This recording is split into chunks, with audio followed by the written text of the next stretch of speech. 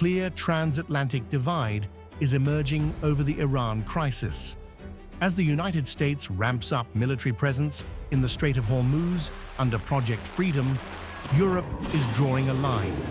French President Emmanuel Macron has signaled that Europe will not be pulled into a direct confrontation with Iran, instead pushing for diplomacy to stabilize the region.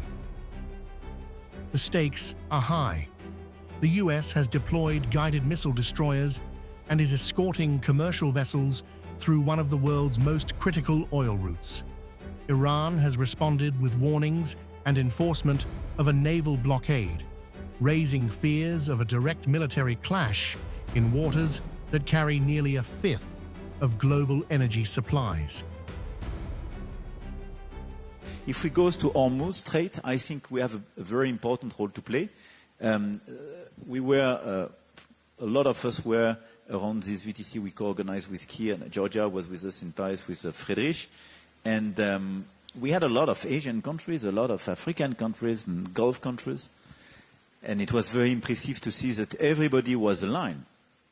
And I think the role we can play is precisely, obviously we are trusted by the US, but we are respected and trusted by the Iranian. We are not naive vis-à-vis the Iranian, but we are not at war with them, which creates a context where we can be this all together, we can provide, I would say, services. Macron's message is unambiguous. This is not Europe's war. While Washington takes a more assertive posture, Paris is positioning Europe as a mediator, not a combatant.